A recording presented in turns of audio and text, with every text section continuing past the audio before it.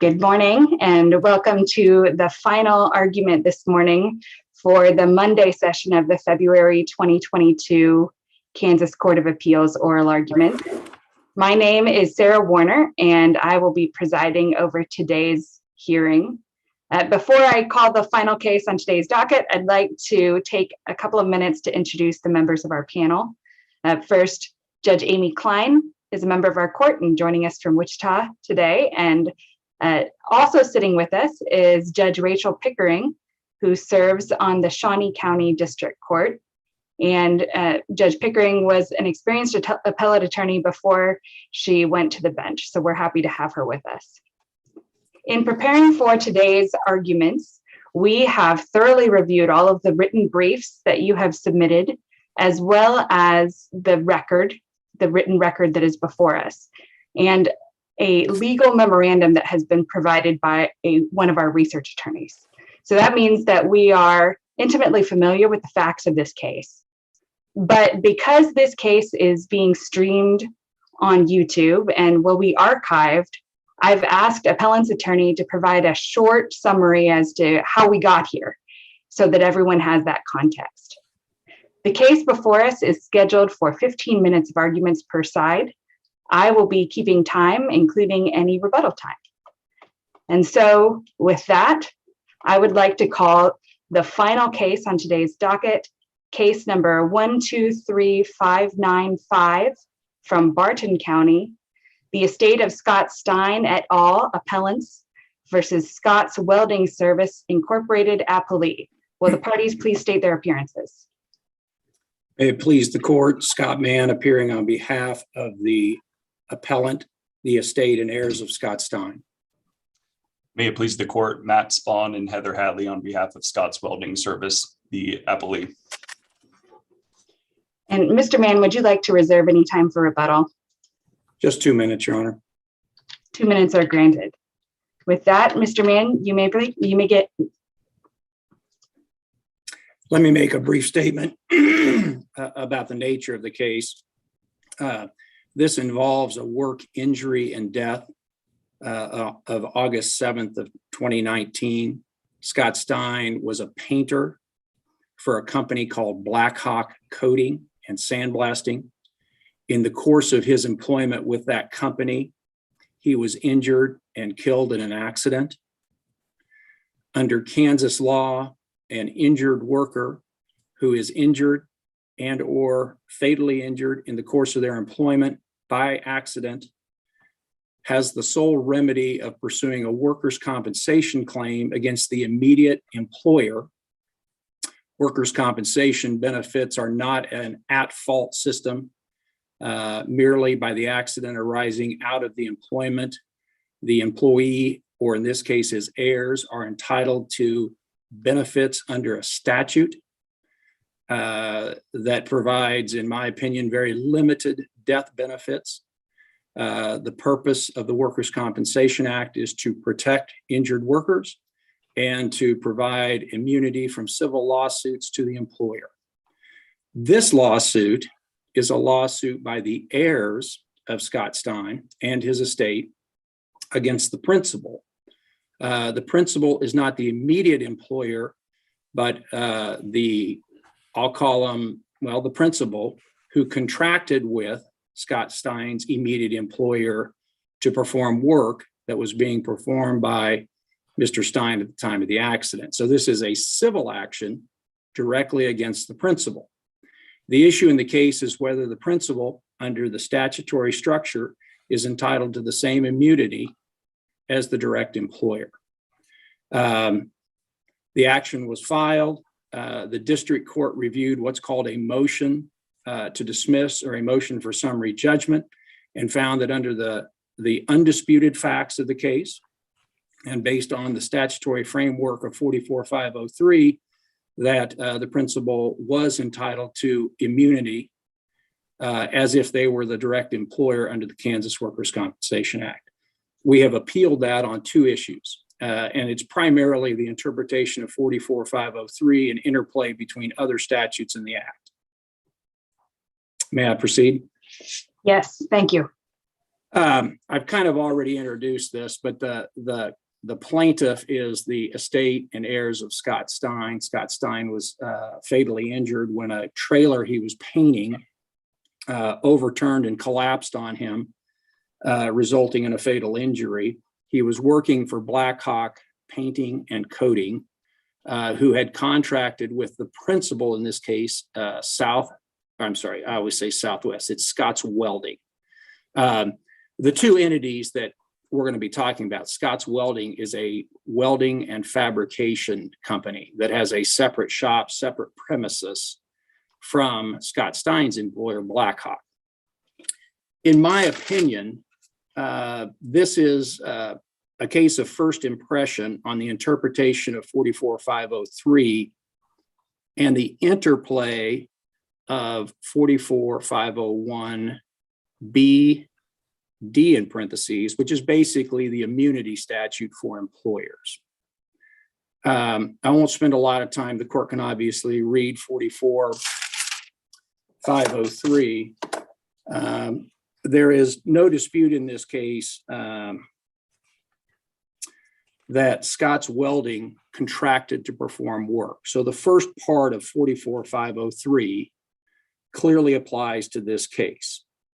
And under those terms, Scott's Welding, as the principal contracting work to Blackhawk, could be held liable for workers' compensation benefits to Scott Stein as if he were immediately employed by Scott's Welding.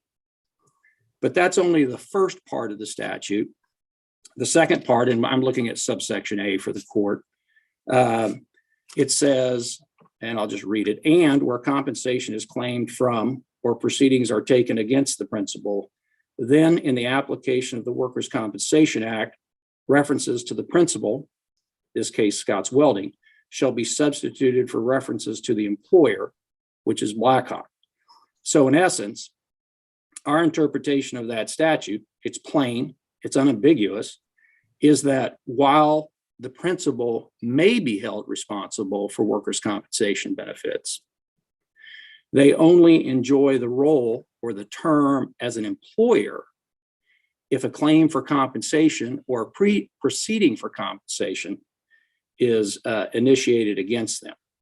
In this case, it's undisputed that Scott Stein's heirs sought workers' compensation benefits directly against his employer. And therefore, there were no claims made or proceedings for workers' compensation against the principal. So just on the plain reading of the statute, go ahead. Well, that phrase is what I'd like to talk about, because the difficulty I think we have is how do we get around the Supreme Court's interpretation of that phrase in I think it's Duarte case, where they point out that the statute does not limit proceedings to proceedings under the Workers' Compensation Act. And you've instituted proceedings at a civil court for compensation. And the Supreme Court had said, look, that counts because the statute language doesn't require the party to bring proceedings under the Workers' Compensation Act in order for this particular section to apply. That's a good point, Your Honor. And I think we need to back up from the tree and look at the forest then. I've practiced workers' comp for over 35 years. And so I'm familiar with the various changes. In fact, I represented the Workers' Compensation Fund. I'd like to direct the court's attention to the Silicon case, which is a Supreme Court case, 248 Can 551. The Silicon case provides quite a bit of dicta between the interplay between 44503A, what we're looking at here, and 44532A, which is a statute regarding the Kansas Workers' Compensation Fund. Let me back up just a minute. The court, and I think this is important, the Supreme Court states that the Work Comp Act started in 1911. So that's when we first started saying there's not going to be this fault system, workers are going to be protected. It says the purpose of KSA 44503 has been stated as follows, and I'll just read this, quote, The purpose of the statute was to prevent an individual from contracting to another a portion of his business operation and thus avoid liability for compensation to a workman injured in the performance of the duties under the contract, when no recovery could be had from the subcontractor or its insurance carrier because they were financially unable to pay the compensation awarded. The statute is primarily for the protection of the injured workman. Okay, so that's the intent of 44503, is we're going to now protect workers if their direct employer cannot provide compensation. Okay, but this goes on. This is a claim by the fund. Well, actually, it's a claim by the fund to dismiss a claim against it by an injured worker. And just to back up, in Silicon, the injured worker brought a claim against both the employer, the immediate employer, and the principal. But under that statute, 44503, you can't bring a claim against both. You can only bring a claim against one. So he brought a claim, he or she, I don't know, brought a claim against the immediate So I'm going to employer. interrupt you. And I'm going to interrupt you real quick. Where is Okay. Silicon in your brief? It's not. It actually was attached to the appellee's brief. Okay. All right. Thank you. I apologize. You're fine. I just want to make sure, because you didn't do a reply brief. And that's what I was did not. for right now. Okay. So this is essentially you're replying to their argument. presented. Yes. All right. Thank you. You may continue. All right. In Silicon, there was a direct action by the injured worker against both the immediate employer and the principal.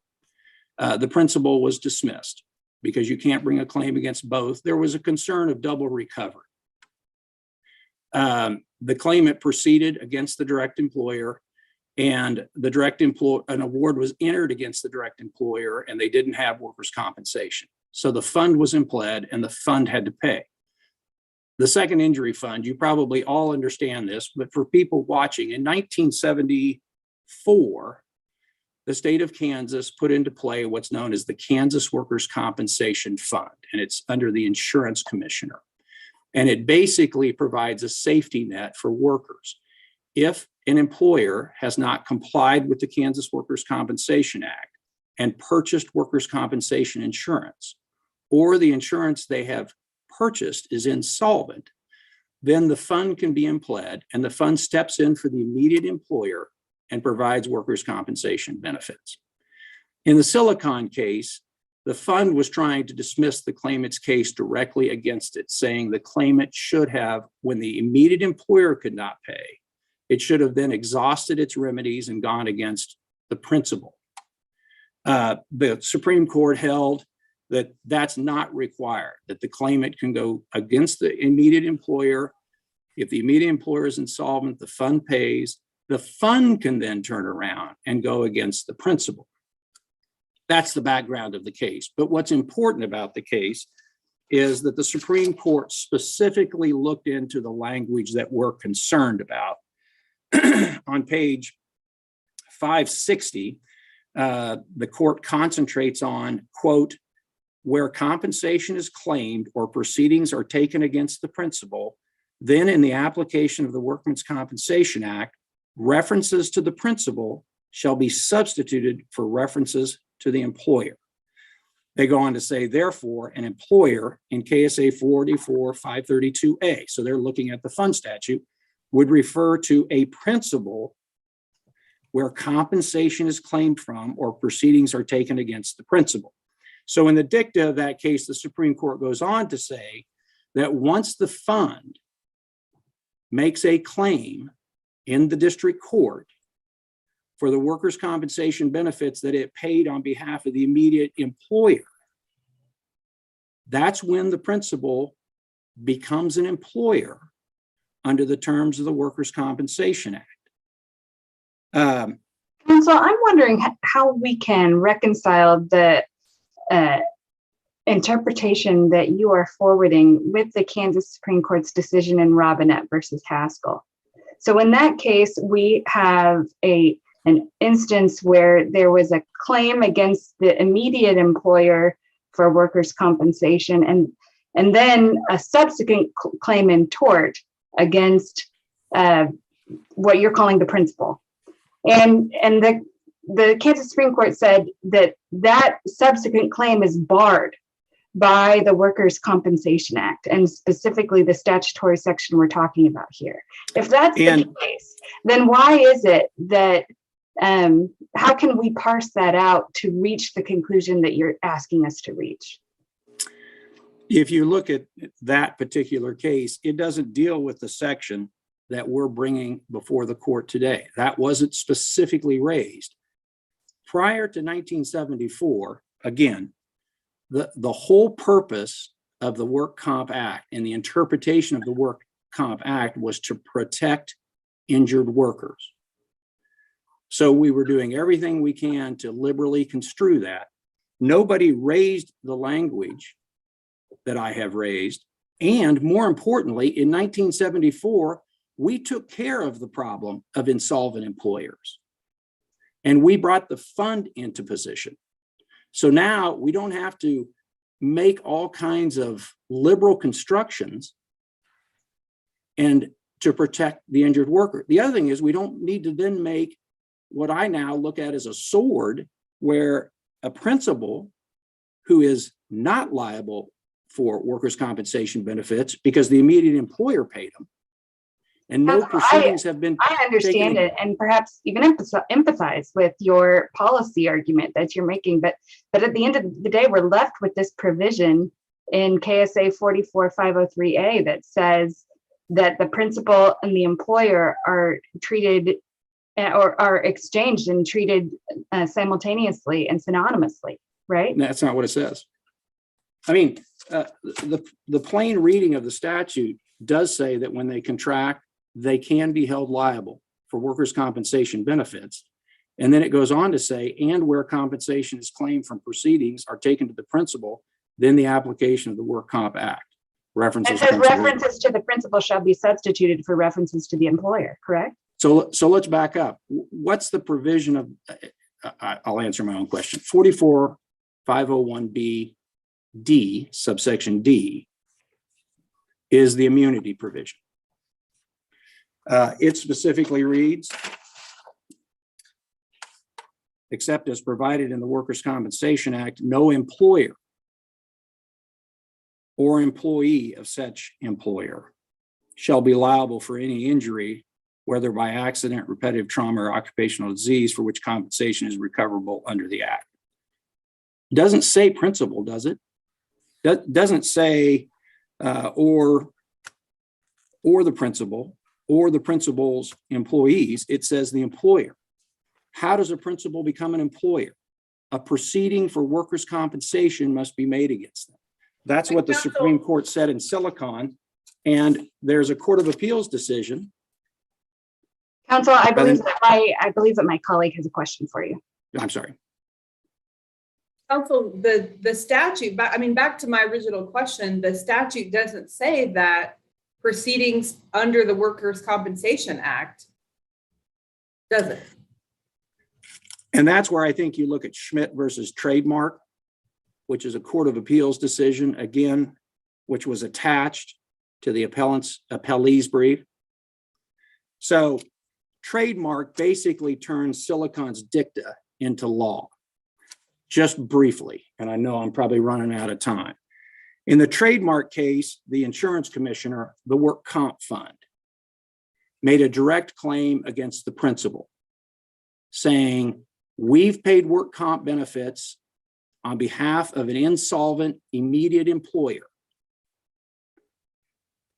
under the provisions of the Work Comp Act. We now want to get our money back under 44532, which allows the fund to pursue a claim, an action against an insolvent employer. Guess what the principal said? I'm not the employer. Read the section 44503A. It says I'm not the employer unless proceedings for compensation have been brought against me. Counsel, I'm going to stop you. I'm going to stop you ahead. right there. Durante is a U.S. Supreme Court, Kansas Supreme Court case from 2003. Schmidt is a Kansas Court of Appeals case. Are you, and I'm going to take this to a place you probably didn't expect, are you saying that Schmidt that was issued last year overturned Durante? Because Judge Klein has an excellent question that she posed from the beginning, and I still see that Durante is still good law on here. And I guess, Uarte, so I may be pronouncing it wrong. and I may pronounce that wrong too, Judge. I guess what I would ask this court to do is look at all of the statutory employer cases. Okay, first of all, the term statutory employer doesn't even appear in the Workers' Compensation Act. It's principal and contractor, or in this case, employer. So the term employer is defined in 44-508A. The word principal doesn't appear. The term statutory employer doesn't appear. What I'm telling this court is prior to 1974 and all the way up into 2001, the appellate courts, in order to protect injured workers, have misconstrued 44-503A, and no one has raised the fact that 44-503A is only triggered, the principal's liability is only triggered if a claim for compensation is brought against them. And the word compensation, if you look in Trademark and in Silicon, that refers to work comp benefits. It doesn't refer to a wrongful death action. So both under the... Counsel, I do... Oh, I'm sorry. I'm sorry. It looked like... I was just going to say, I do believe that we are kind of exhausted your argument time, but I do want to make sure that any members of our panel who have questions have an opportunity to ask those questions. And so are there further questions from the panel? The one question I have just touches on that last point. Are you claiming that the statute specifically defines compensation as it's used in 44-503A?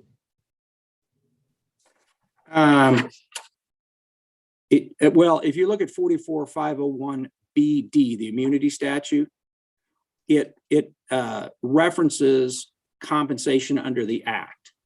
So they're only given immunity. Employers are only given immunity if there's compensation under the act recoverable for the injured worker. So and then also if you look at the Trademark case, it talks about a proceeding, including a district court proceeding, but it talks about compensation as workers' compensation paid by the fund that they now can seek in a proceeding against the principal, who then becomes an employer because they're seeking compensation from them that's been paid to an injured worker.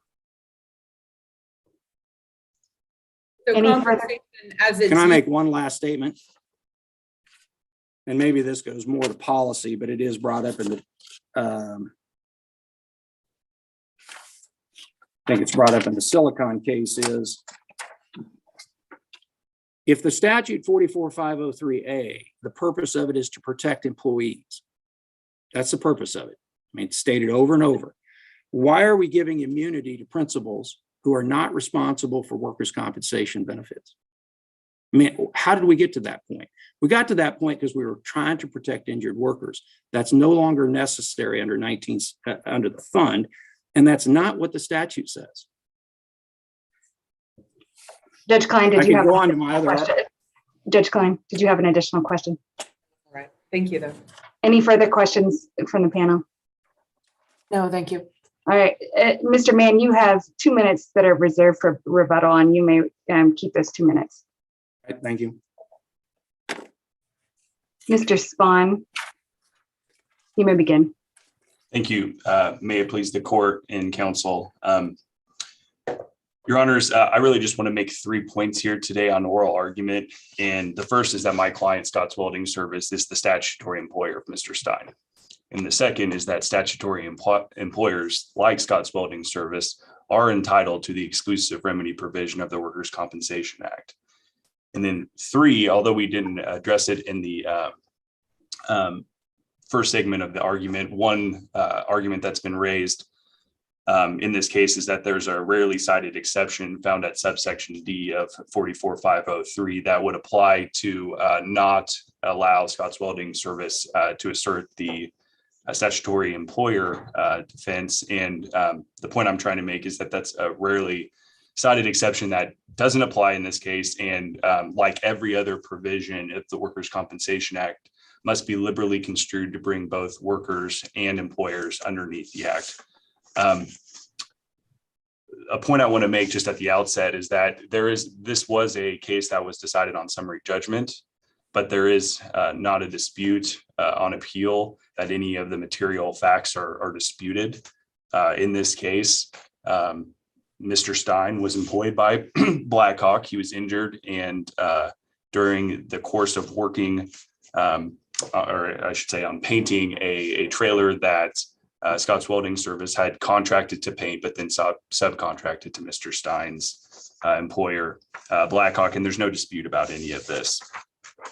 So really, what we're looking at on appeal is a de novo standard, but we're applying uncontroverted facts to just what the longstanding Kansas law is on workers' compensation.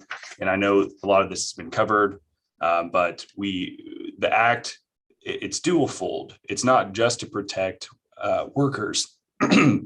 It provides injured workers with the means to be compensated without having to prove negligence in a court of law. But in exchange for that more fast and certain recovery, employers also receive limited liability. And that's what we've been talking about with the exclusive remedy provision. And KSA 44501B provides that an injured worker's sole remedy is workers' compensation. 44503, the subcontracting provision, extends this exclusive remedy provision to statutory employers. And I think it just bears repeating. The Kansas Supreme Court numerous times have said that the provisions of the Kansas Workers' Compensation Act have to be liberally construed for the purpose of bringing workers and employers underneath the act, whether or not that is desirable for the specific facts of the case or not. That is just the state of the law. And I know we've talked about the Trademark case. It's one of the more recent cases that came out last summer with Judge Hill. And he wrote, and I think it's incredibly relevant, is that the legislature wants the Workers' Compensation Act to work. It is to be liberally construed to bring employers and employees within the provisions of the law, and the Act's provision should be applied impartially to both employers and employees in cases arising under it. The goal is inclusion of employers and employees, not their exclusion. And that still rings true today as it did when the Act was created in 1911. So the goal here, and the goal at the district court level on summary judgment, was to try and fit Mr. Stein and Scott's Welding Service under the Act, if possible. And there are two different ways under 44503 for an employer to be a statutory employer. To be clear, we're focusing on the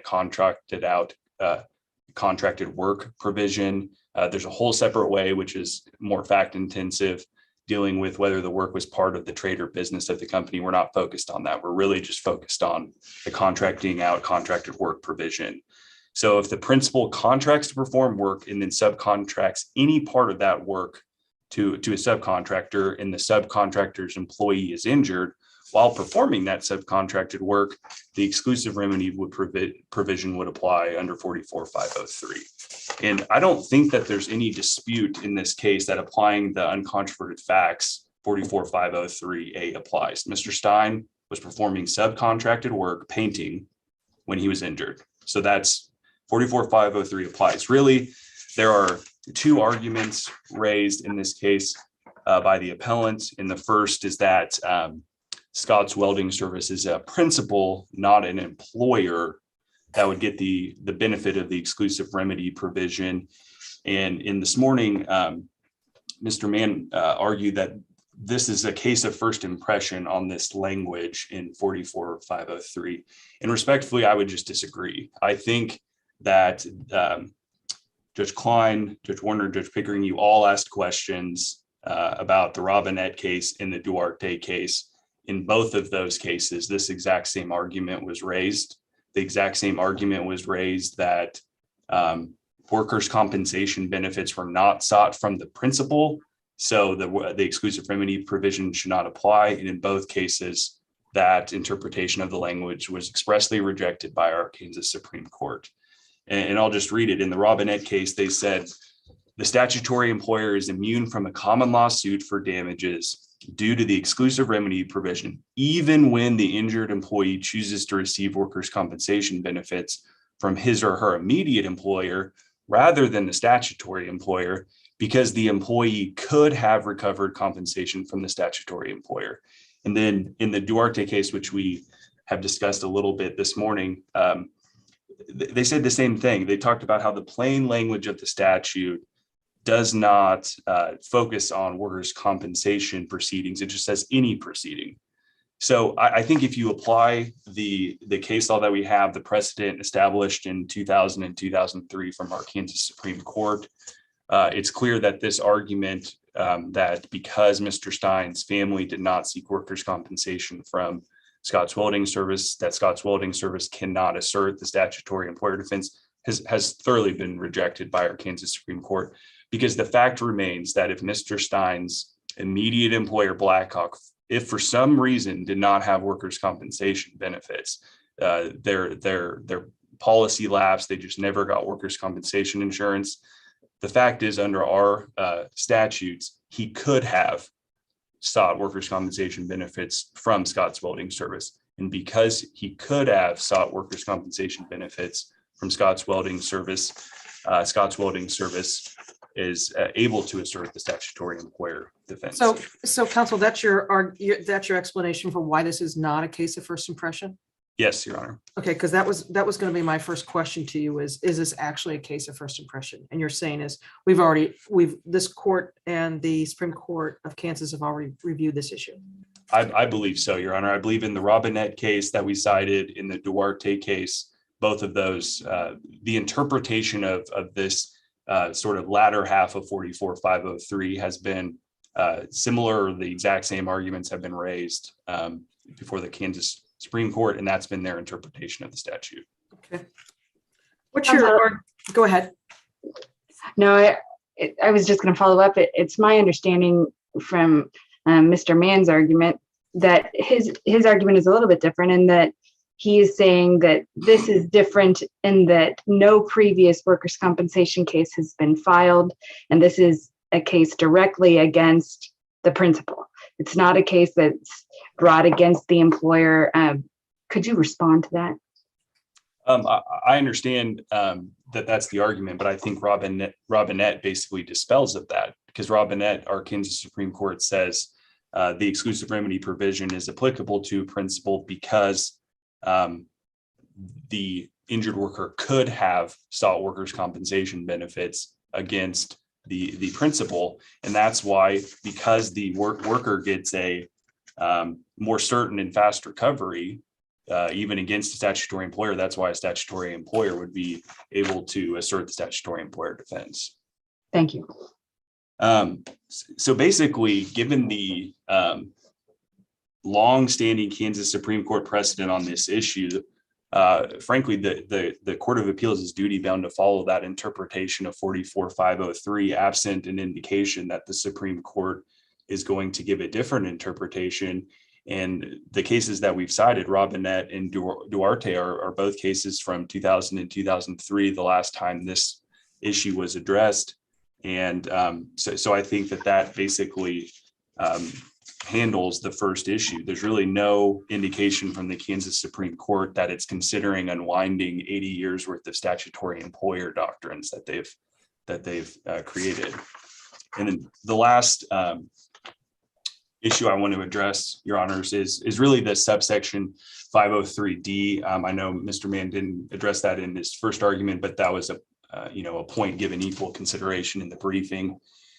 Subsection D of 503 is actually an exception to the statutory employer doctrine. It provides that the section doesn't apply if the accident occurred elsewhere other than on, in, or about the premises on which the principal has undertaken to execute work, or which are otherwise under the principal's control or management, or on, in, or about the execution of such work under the principal's control or management. And in looking at this specific provision, I believe this specific provision has remained, for the most part, unchanged since the inception of the Workers' Compensation Act. And if I'm wrong, I know Mr. Mann will correct me on that, but I think it's basically been about the same since 1911. And the argument was raised at the district court level and then again on the Court of Appeals level that subsection D should apply in this case and prohibit Scott's Welding Service from asserting the statutory employer doctrine. Frankly, subsection D has been the subject of the court's attention very rarely. There are very few. I'm going to stop you right there. What is your response to Mr. Mann's argument that this subsection basically renders it without any teeth? It has no strength. His argument is it's applying everywhere. What's your response to that, please? My response would be that the courts, whether it's the Court of Appeals or Kansas Supreme Courts, have abided by the terms of the Kansas Workers' Compensation Act and given it liberal construction for 70 years. There are, I'd say, half a dozen cases that have addressed it. None of them have found it to apply to bar a case or bar a statutory employer defense. Really, the first case and the leading case that then is everyone cites to is the Swift case from 1946. The law hasn't changed since 1946 on the interpretation of this statute. Swift is still good law, including all of the cases that have cited to it since forth. And since it's been upheld for the last 76 years, could the argument be made that if there's any changes that needed to be done to the statute, it would have been done within that time? Yes. I don't even think we have to get that far into interpreting the language of this statute. This case says, this statute provides that the accident occurred elsewhere other than on, in, or about the premises on which the principal has undertaken to execute work. It was undisputed, and it's undisputed at this point that we're talking about two shops that are in the same parking lot from one another. Scott's Welding Service undertook to do work to build these trailers and have them painted. They took them across the parking lot to have them painted. And frankly, the accident occurred about the premises on which Scott's Welding Services had undertaken to execute work. If we just look at a common definition of about, it's reasonably close to. Counsel, did the board make a factual finding, or did I'm sorry, did the district court make a factual finding as to that, or is that just an alternative explanation to support the district court's ruling? There was not a specific finding of, this many feet is satisfies on, in, or about, or anything like that. It's undisputed where the shops the addresses are. They're in the same parking lot in Great Bend. I think the address was 288A, and then one is 288B on 2nd Street in Great Bend. And at the summary judgment stage, we had just over no objection, we had provided just an aerial shot of the parking lot using Google Maps just to show these are two shops in the same parking lot in Great Bend. So there's no real dispute that this, based on my interpretation of this provision, without even needing to interpret case law that's been around since 1946, we would satisfy it because the accident did occur about on the premises which Scott's Welding Services undertook to execute work.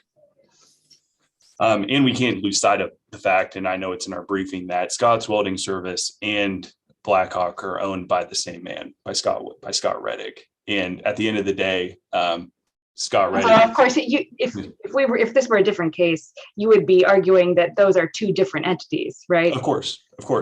Yeah, no, and they are, and it's undisputed. They're completely separate, but we can't just lose sight of the fact that Mr. Reddick does wear two hats because he's the owner of both businesses, and he is the supervisor at the end of the day of Mr. Stein, et cetera. So if we're looking at subsection D in applying what is required here, which is liberal interpretation of this statute, that's not just from case law, that's from the Workers' Compensation Act itself. If we apply liberal construction, we fall under that provision as well. I will just say that when it comes to subsection D, there really just isn't any case, there isn't anything cited by the appellants in this case that suggests that this is a case where for the first time ever, an appellate court should apply subsection D. Counsel, I think that we're about out of time, but first I'd like to see if there are further questions from the panel. Are there further questions? No, thank you. No, thank you. All right. In that case, you could take a minute and wrap up, and we'll thank you for your argument. Sure. I'll just wrap up with where I started. The 3 points I really want to make here are that Scott's Welding Service is the statutory employer under existing Kansas Supreme Court precedent. Statutory employers like Scott's Welding Service are entitled to assert the exclusive remedy provision of the Kansas Workers' Compensation Act, because Mr. Stein's family could have sought workers' compensation benefits from Scott's Welding Service. And 44503, when construed liberally, doesn't apply to bar the statutory employer defense from being asserted by Scott's Welding. So I would ask that the Court of Appeals please affirm the district court's summary judgment ruling in this case. Thank you, counsel. Mr. Mann, you have 2 minutes that you have reserved for rebuttal, and you may begin. Thank you. First of all, counsel's correct. The issue of whether Scott's Welding is a principal under 44503 is conceded. However, going back to the argument that a principal is not an employer, if you look at 44501B, A, liberal construction, it doesn't say principal, it says employer. If you look at who's responsible for work comp benefits, 44501B, B in parentheses, it says employer. If you look at immunity, 44501B, D, small d, it says employer. 44503A says a principal becomes an employer when a proceeding for compensation is brought against it. I challenge you to look at some of these cases, and I realize what the Supreme Court has said, but in Robinette, the provision that we're citing is not even referenced. They just go back and say, look, if you're a principal, you're also an employer. They don't reference the statute. Let me switch gears. We do think 44503, I believe it's D, applies. The cases are old. Again, if you look at the original case, I think it's 50 or 40. If you looked at Durnell, it's 1960. Again, at that point in time, if the employee could not recover against an immediate employer under the interpretation of 44503, he could bring a claim against the principal and recover. And I'm not sure why they put these exceptions in. I'd never seen it till I got involved in this case. But the analysis of both Swift and Durnell is basically, well, anywhere the employee is doing work is under the control of the principal. And that's not what the statute says. I would ask that the court look at Collier, and that was attached to Appellee's brief. The effect of this provision is to permit negligence actions when the injury occurs away from an area controlled by the principal. So rather than this, anywhere he's working, it's controlled by the principal, or he's executing work, you've got to actually look at what the statute says. In this case, and I think counsel's incorrect, I don't think he was involved in the factual litigation. My client, Scott Stein, went over to the Scott's Welding shop with a forklift owned by his employer and transported the trailers over to the Blackhawk shop. And that's where he prepped them and got them ready to paint and painted them. At no time was there ever anybody from Scott's Welding over on that premises directing, managing, controlling, or executing any work on those trailers. In fact, all of the equipment that Scott Stein used was owned by Blackhawk. Counsel, I'm sorry to interrupt you, but I've allowed you to go past your rebuttal time. And so, but if you'd like to use a couple of sentences and wrap up, we'd certainly be willing to have that. Under the plain reading of the statute, there's a question of fact as to whether Scott's Welding was executing work, controlling, or managing work at the time of this accident. And in fact, actually, the facts are they weren't. Thank you. Thank you, counsel. I'd like to thank both counsel for your excellent arguments, both in your written briefs and in your oral argument today. We will take the matter under advisement, and we'll conference and we'll get out a written decision just as soon as we can. But at this point, our court is in recess until a new panel convenes tomorrow. Thank you very much.